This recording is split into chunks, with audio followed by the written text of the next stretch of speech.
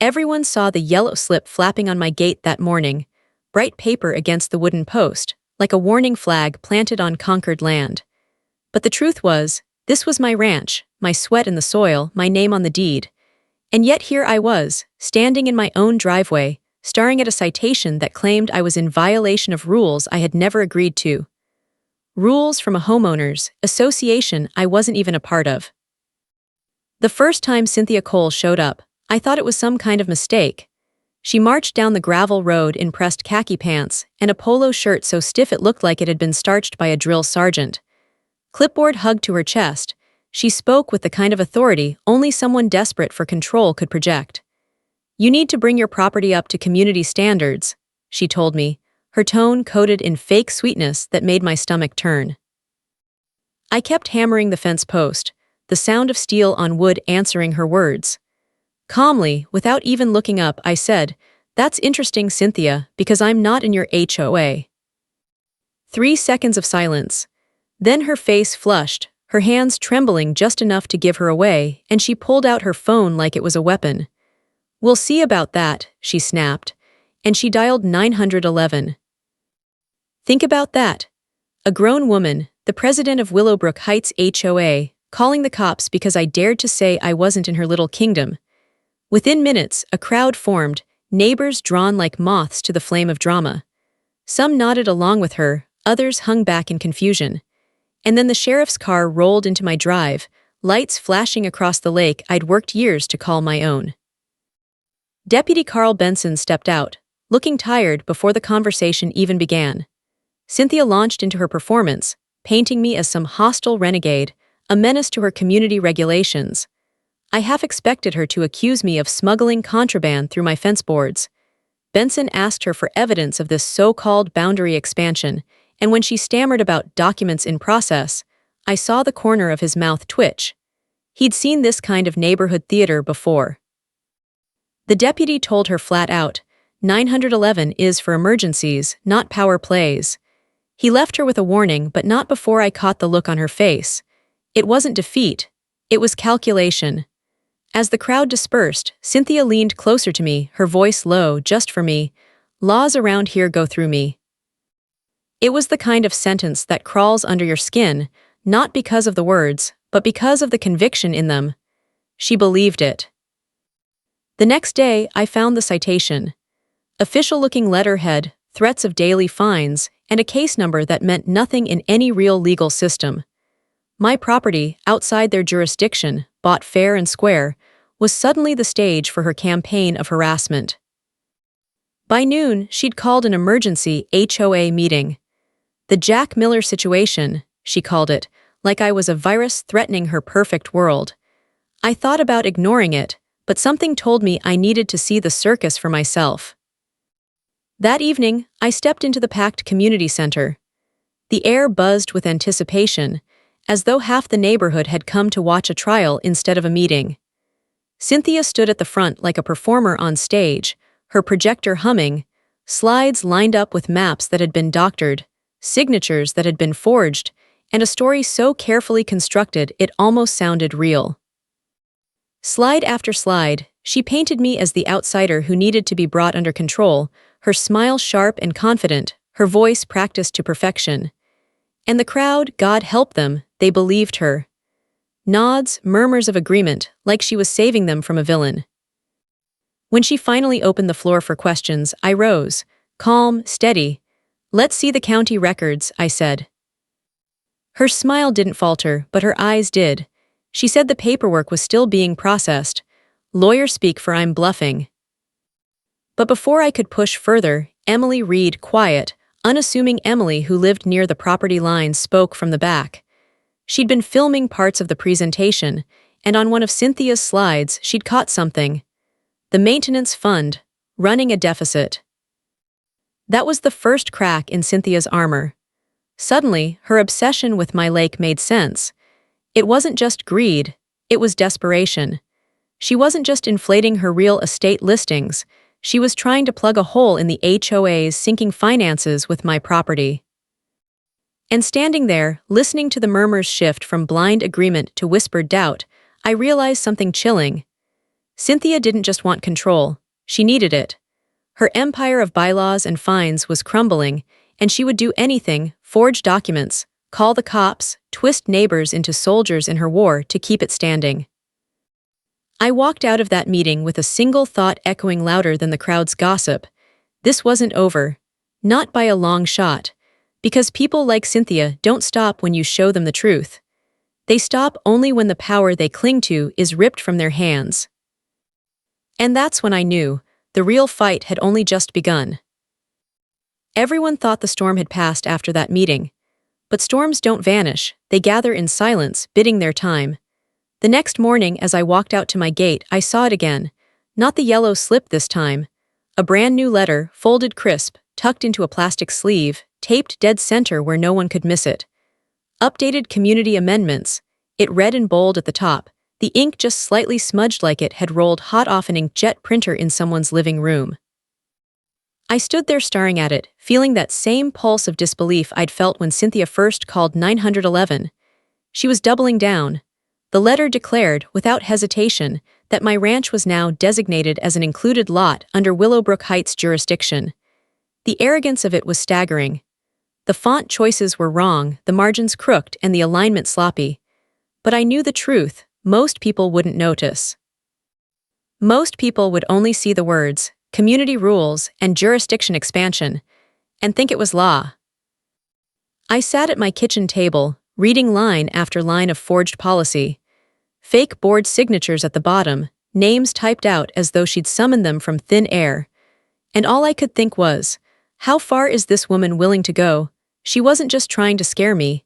She was trying to rewrite reality. By noon, I was back at the county clerk's office. Patricia, the same clerk who'd helped me the week before, leaned over the counter and scanned the paper. The laugh that escaped her lips wasn't cruel, it was pity. "Honey," she said, "this isn't how boundary changes work. You can't just print papers and shove someone into an HOA. She pulled out the original incorporation maps, thick with stamps and signatures, every line etched into permanence. My ranch, nowhere near Willowbrook Heights. And yet I couldn't shake the unease. Because Cynthia knew this too. She wasn't ignorant, she was desperate. That night, the anonymous emails started again. No name, no face, just scanned contracts and redlined documents that stopped me cold. Someone inside the HOA was feeding me the truth, or maybe feeding me bait. Altered dates. Forged property descriptions. Signatures copied and pasted like shears through paper. This wasn't aggressive HOA oversight anymore. This was fraud. Criminal, calculated, deliberate fraud. The second email hit harder. Financial records.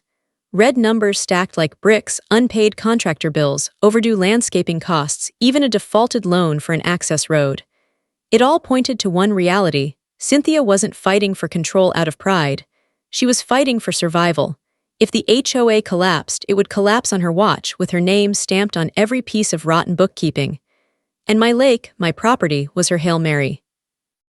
I sat at my desk, papers spread out in every direction, the smell of stale coffee and stress hanging in the air. One thought clawed through the noise. How do you fight someone who has nothing left to lose? The next move came fast, too fast. I pulled into my driveway one afternoon, groceries still in the bed of my truck, and froze. A tow truck was already there, cables hooked to my pickup, the driver working the winch. For a moment, I thought I was dreaming. But then I saw the notice taped to my windshield. Unauthorized parking, community property violation. My driveway, my land. I sprinted forward, waving the county map in one hand and my deed in the other. The driver looked up, sweat on his brow, unease in his eyes. "Look, man," he said, dropping the chain. "I just go where they tell me. You got paperwork, I'm not taking it." He unhooked my truck, climbed back into his cab, and drove off with a wave that said even he couldn't believe what he'd been dragged into.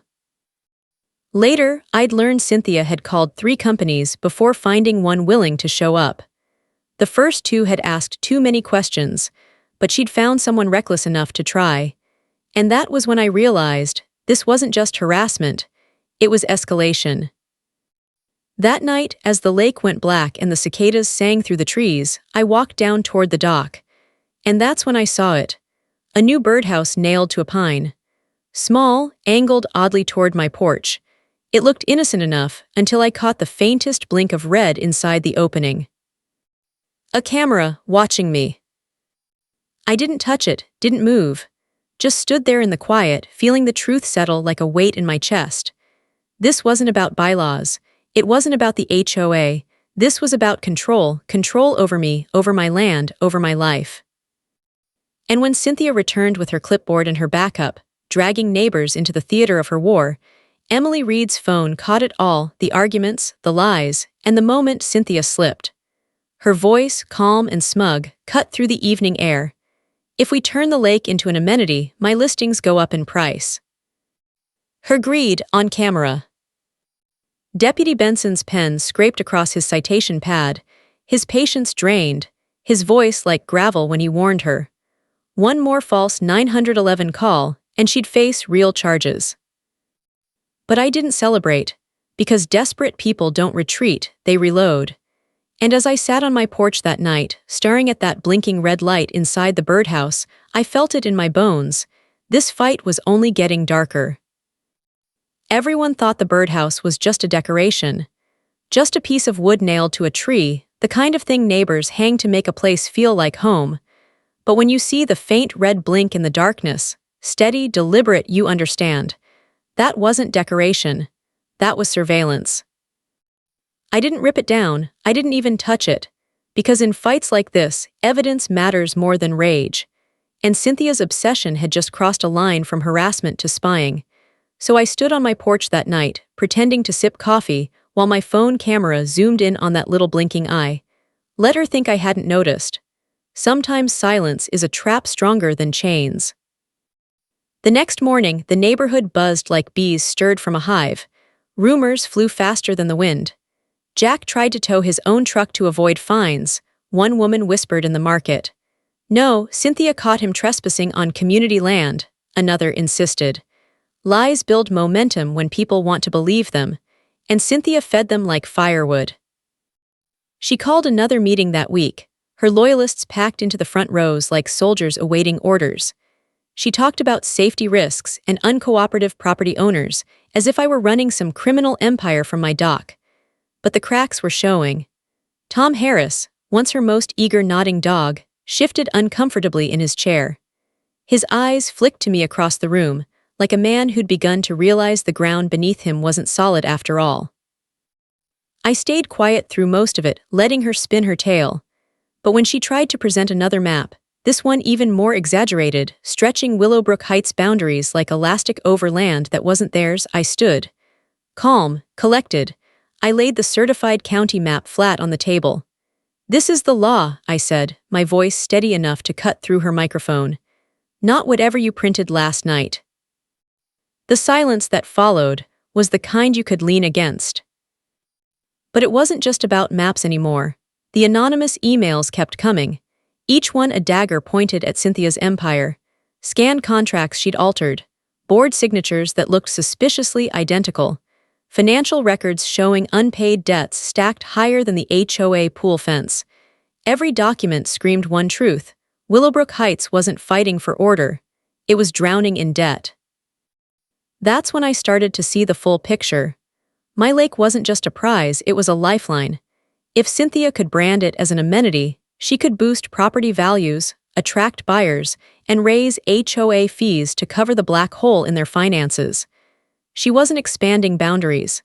She was building a raft from my land to keep her sinking ship afloat. But desperation makes people reckless. 2 days later, Deputy Benson's patrol car rolled up again, lights cutting through the pines. Another 911 call, another performance. This time Cynthia claimed I'd threatened the tow truck driver. I handed the deputy the video on my phone, me calm, showing the driver my deed. No raised voices, no threats, just paperwork. Benson shook his head, his patience fraying like rope under too much strain. Ma'am, he told her flatly, next false call and there will be fines. Maybe worse. She paled, just for a second. Then she smiled that hollow smile again, the kind that hides panic under painted calm. And behind her, Tom Harris didn't nod this time. He looked at her, then at me, then back at the crowd, like a man realizing he'd bet on the wrong horse. But the most chilling moment came later that night. A note slid under my neighbor June's door. Someone had warned her not to talk to me. "They threatened to fine me if I spoke to you," the note said in hurried scrawl. That was when it clicked. This wasn't just about me. Cynthia was ruling her subdivision with fear, silencing anyone who questioned her, making enemies out of neighbors. Still, evidence is heavier than intimidation. And that evening, Emily Reed's video went online. Cynthia's voice clear as a bell. "If we turn the lake into an amenity, my listings go up in price." Her greed, exposed to anyone with ears and eyes. No amount of fake smiles could erase that. I watched it 3 times, the glow of the screen painting the walls of my cabin. The admission wasn't just a slip, it was a confession. She called the cops, forged documents, harassed me with citations, and tried to tow my truck. But now the motive stood naked in the light. This wasn't about protecting community standards. It was about her pocketbook. That night I lay awake listening to the silence around the lake. But silence wasn't peace anymore. Silence was loaded. Watching. Waiting. That little red blink from the birdhouse kept flashing in the corner of my mind. And I couldn't escape the thought, if she was willing to put a camera in my trees, what else was she willing to do? Because some people, when cornered, don't back down. They bare their teeth. And the way Cynthia's world was crumbling, I knew she wasn't done. Not yet. Everyone believed the video would be the end. Cynthia's voice, clear as glass, admitting her motives for the whole world to hear. But endings aren't that simple. A woman like her doesn't crumble in daylight, she plots in the dark. And I could feel it, like the stillness before thunder. The next morning, I woke to another envelope wedged into my gate. This one was heavier, printed on thick cream-colored paper that looked official until you touched it. "Finalized amendments," the title boasted, with every word pretending to carry legal weight. My name, my ranch, my lake, typed neatly as though they had always been part of Willowbrook Heights. It was audacity in black ink. I spread it across my kitchen table under the soft morning light. The fonts were wrong, the spacing uneven, and the municipal codes didn't exist anywhere in county records. But Cynthia had done her homework. She'd borrowed language from real ordinances, cut and pasted legal phrasing until the forgery looked polished enough to fool anyone unwilling to question it. Anyone but me. My hands shook with a mix of fury and exhaustion. You start to wonder in moments like that, what if she wears me down before the truth matters? Lawyers cost money. Time costs energy. And that's her game, to bleed me dry until surrender feels easier than fighting. But then I thought about my father. I remembered him carving that hickory fishing rod for me on this very dock, telling me, "You'll come back here when you're tired of people pretending to be in charge." That memory lit a fuse inside me. I wasn't going to give her the satisfaction. So I drove straight to Patricia at the county office again. She flipped through Cynthia's so-called amendments and laughed so hard she wiped a tear from her eye. "Honey, this isn't how boundary changes happen," she said. Then she pulled out the original incorporation maps, the founding documents of Willowbrook Heights, ironclad proof that my land had never been inside their lines. "You'd need hearings, surveys, and your consent to make this legal. She has none of that." I should have left reassured, but Patricia leaned in closer, lowering her voice. "You're not the first. When HOAs fall into debt, they get creative. They overstep, they bluff. It's desperation, plain and simple." That word clung to me on the drive home. Desperation. Because desperate people gamble everything. And the proof of it came that night when another anonymous email landed in my inbox. The files made my coffee go cold in my hands. This time, it wasn't just boundary maps. It was contracts, original ones and Cynthia's doctored versions, side by side. She'd altered dates, fabricated property descriptions, even pasted board member signatures onto documents that never bore their names. The fraud wasn't subtle anymore. It was brazen. But the email contained more. Financial records. Line after line of red ink, unpaid bills, overdue maintenance, a community pool repair budget 3 months behind. And then, buried in the details, one entry caught my breath. An access road loan. Significant, defaulted, sold to collections. It all clicked in one dizzying moment. The road that wound from the subdivision to the lake, the road they all used, wasn't fully theirs. It was tied to debt. Debt they hadn't paid, which meant control of that road didn't belong to Cynthia or even the HOA anymore.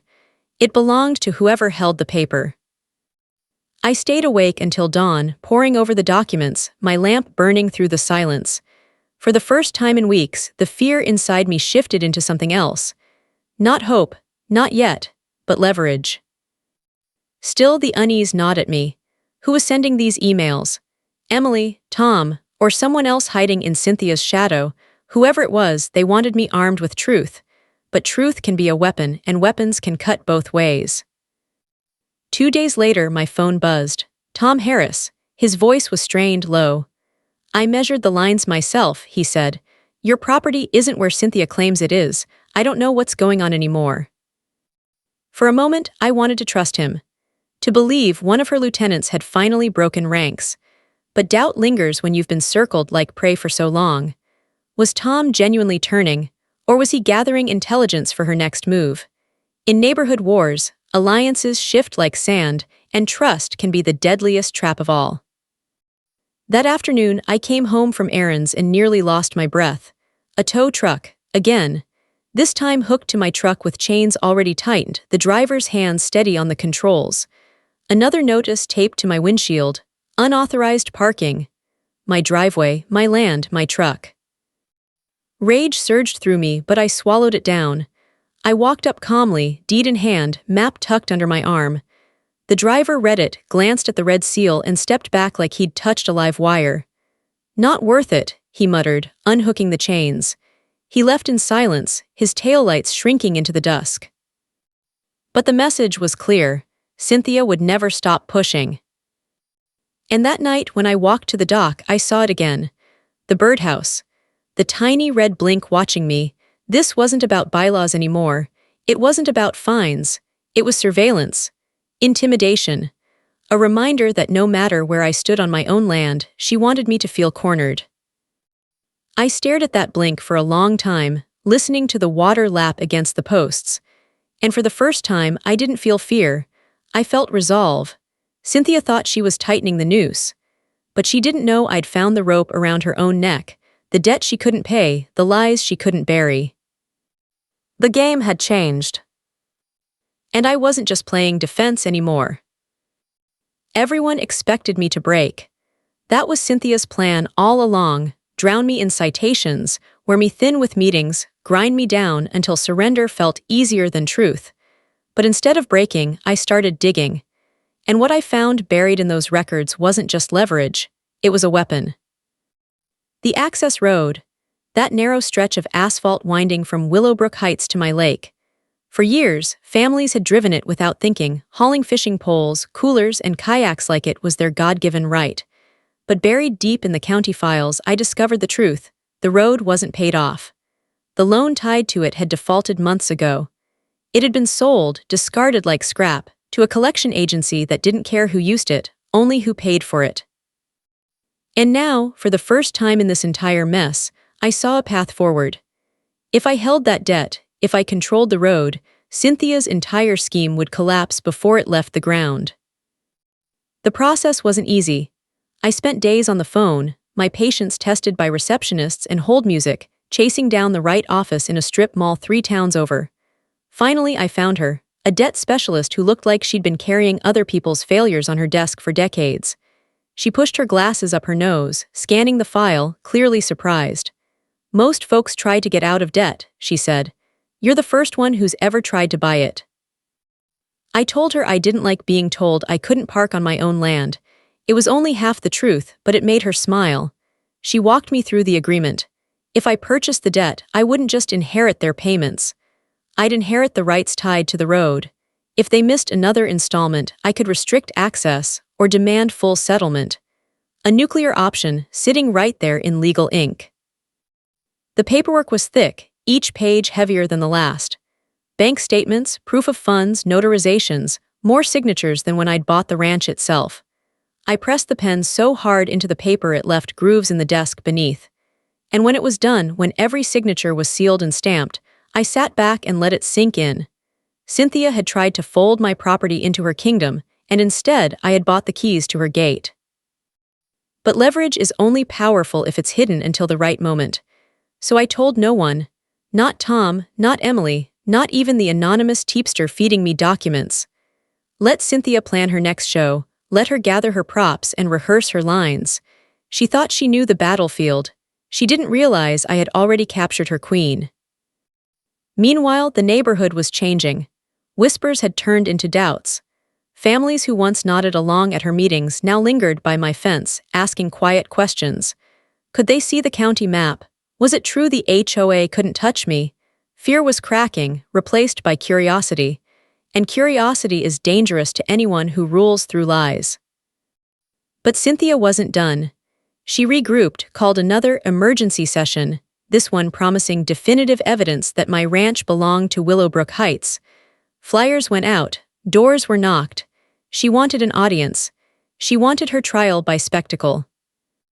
I prepared too, not with slides or speeches, but with documents with truth.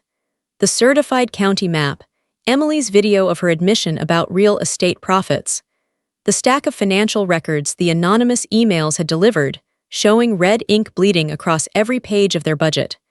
And tucked at the bottom of my folder, like the final card in a magician's hand, the transfer papers for the road debt. The night of the meeting, the community center overflowed. Cars lined the street, neighbors carrying folding chairs, whispers rippling like static through the crowd. Cynthia had set the stage like a courtroom, microphone in hand, projector humming behind her. Her loyalists filled the front row, Tom sat stiff and uneasy in the middle, and Emily positioned herself at the back, phone ready to record. Cynthia began her performance with practiced confidence, slides flashing on the screen, maps stretched beyond recognition, documents doctored to look official.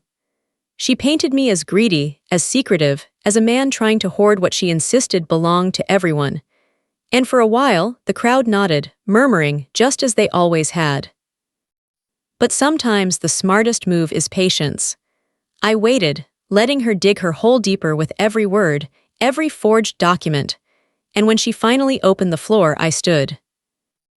I didn't raise my voice, didn't wave my arms. I simply laid the certified county map on her table. Then I cued Emily's video, the recording of Cynthia's voice admitting the truth. If we turn the lake into an amenity, my listings go up in price.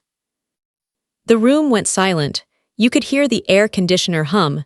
Someone in the crowd whispered, "She really said that." And suddenly the murmurs weren't for her. They were against her. But I wasn't finished. I spread the financial records across the table, line after line of deficits, unpaid bills, the pool maintenance left undone. This isn't about community standards, I told them. This is about covering debts. And then, finally, I pulled the last set of papers from my folder. There's something else you should know, I said. The road you used to reach this lake, the one tied to a loan your HOA hasn't paid, I now own that debt. The gasp that rose from the crowd was sharper than any gavel. Cynthia staggered backward, her face drained of color, her microphone screeching as it hit the floor. For the first time, she had nothing to say. And that silence was the loudest thing she'd ever given me. Everyone thought the battle ended in that community hall, with Cynthia's microphone clattering to the floor and her face draining white. But battles don't end with gasps. They end with consequences, and those take time to fall. The morning after the meeting, the neighborhood woke up different. For the first time in weeks, I walked down my gravel drive without hearing whispers about bylaws or trespassing. Instead, I heard murmurs of shame. A father buckling his kid into a car seat muttered, "She really lied to us." Two women walking their dogs shook their heads, whispering about the pool fund deficit. The spell Cynthia had cast with her authority was cracking, and the fragments cut sharp. By Friday, the HOA board called an emergency session, not to talk about me but to talk about her. The woman who once commanded a room with slides and sweet poisons suddenly found herself cornered by the very people she'd manipulated. Within an hour, she was stripped of her presidency. Tom Harris, of all people, was voted in as interim, and in his first act, he stood before me, hand extended, apology heavy in his eyes. "On behalf of Willowbrook Heights," he said, "we were wrong." But apologies don't erase months of harassment. They don't erase cameras nailed into birdhouses, forged citations, or false 911 calls that could have gotten me shot if the wrong deputy had shown up. Still, I shook his hand. Because sometimes forgiveness isn't about the other person. Sometimes it's about cutting the rope of bitterness from your own throat. Deputy Benson didn't waste time either. His report landed on the district attorney's desk that same week, documenting every forged paper, every fake emergency call, every harassment tactic. For the first time, Cynthia's power didn't look like intimidation. It looked like evidence. Fraud, harassment, filing false reports, misuse of emergency services. Crimes, not inconveniences. And crimes come with real consequences. But Cynthia wasn't just losing her position. She was losing everything. Her real estate license went under review, clients dropping her name like a bad habit. Neighbors whispered about lawsuits, insurance claims, even prison. The woman who once ruled with a clipboard was now just another defendant waiting for a court date. And yet, while the community pointed fingers at her, the bigger weight fell into my hands. The access road debt. The contract I'd signed wasn't a trophy, it was a responsibility. Because Monday morning, the first payment came due, and Willowbrook Heights didn't have the cash. Tom called me that weekend, his voice worn thin. "We know we're behind, but please work with us. Families use that road. Kids ride their bikes on it. Don't punish them for her mistakes." I'd been waiting for that call, waiting to see if I'd have to use the nuclear option, shut the road down and watch the HOA collapse. And part of me wanted to. Part of me wanted them to taste the same helplessness I'd felt staring at forged citations taped to my gate. But revenge has a bitter aftertaste. I thought of the families who had nothing to do with Cynthia's schemes. The fathers teaching their sons to fish on the dock. The mothers watching their kids jump from rope swings into the lake. Did they deserve to pay for her arrogance? We met at the same community center where Cynthia's empire had imploded. Tom brought 2 board members, eyes heavy with shame, and a new treasurer clutching a folder of overdue bills. I brought my lawyer and a draft agreement. Fair, firm, non-negotiable. Monthly payments instead of quarterly, easier on their broken cash flow. Modest lake access fees, enough to cover insurance, not enough to bleed families dry.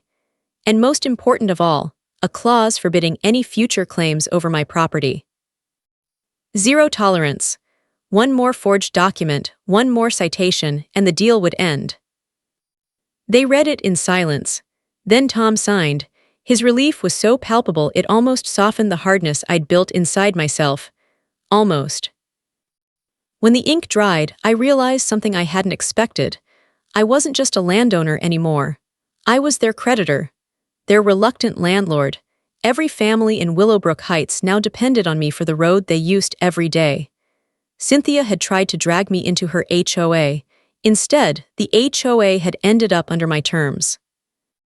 But victories don't come clean. They come tangled. Because power is a weight, and when it falls into your hands, it's heavier than you imagine. Every time I heard the crunch of tires on that access road, I knew it was my decision that allowed it. Every time a child's laughter carried across the lake, I knew it was because I'd chosen grace over revenge. Deputy Benson stopped by that Monday evening, citation pad in hand, a rare smile cracking his tired face. "District Attorney, moving forward," he told me. "Fraud, false reports, harassment. She's looking at serious fines, maybe jail time." He handed me a slip of paper. "If you see her, serve her this, but something tells me she won't be coming around here anymore." I tucked it into my pocket, watching the sun sink into the lake. The water reflected back calm, still, as though nothing had ever been disturbed. But I knew better. Still water hides deep currents. And as the first headlights of evening curled down the access road, I realized the truth. Cynthia had lost her crown, but I'd inherited her throne. Not out of ambition, not out of greed, out of necessity, out of survival. The woman who told me laws go through me was gone, but now the laws went through me. And power, even reluctant power, has a way of changing the ground you stand on. Everyone thought the dust would settle after Cynthia fell. The board replaced her, the sheriff's office moved on her charges, and the community breathed easier. But peace isn't just the absence of noise. Sometimes it's the uneasy quiet after a storm, when everyone is still looking over their shoulders, waiting for the next crack of thunder. In Willowbrook Heights, that quiet was heavy. Families still drove the access road, but their waves felt different now, hesitant, cautious, tinged with apology. Mothers nodded as they passed, fathers raised 2 fingers off the steering wheel, children pressed their noses to the glass like they wanted to ask 100 questions their parents didn't have the courage to answer. I wasn't their enemy anymore. I wasn't exactly their neighbor either. I was something else. The man holding the deed to their mistakes. Tom Harris stopped by one evening, standing awkwardly on my porch with a folder tucked under his arm. "I know you probably don't want to see another HOA treasurer's report for the rest of your life," he said, half joking, "but I figured you should know where things stand." He handed me the papers, and when I flipped through them, I saw it plainly: debt piled on debt, bills they couldn't pay, repairs they couldn't afford. Cynthia hadn't just lied about boundaries. She buried her community under mountains of bad decisions. "You saved us from her," Tom said, his voice low, "but you've also got us by the throat." He wasn't accusing, he was confessing. I thought about telling him I didn't want the role, didn't ask for it, but the truth was I had taken it, signed my name to it, and now I was the one they depended on to keep the road open, the lake accessible, their little world intact. It was power I never wanted, but power nonetheless. The irony wasn't lost on me. Cynthia had tried to force me into her HOA. Instead, her HOA had stumbled into my control. The woman who said, "Laws go through me," had been replaced by a reality she never saw coming. Now every law, every contract, every access point went through me. And power changes you, slowly, quietly, like water carving stone. Neighbors who once glared at me now invited me to their barbecues. Hopping goodwill might translate into leniency. Parents asked if I'd consider paving the road someday, smoothing the bumps their kids' bikes struggled against. Someone even suggested building a playground near the lake, as if I were some benevolent landlord granting favors. But I wasn't their savior. I wasn't their enemy. I was just a man trying to live on the land he worked for. And yet, I couldn't ignore the shift.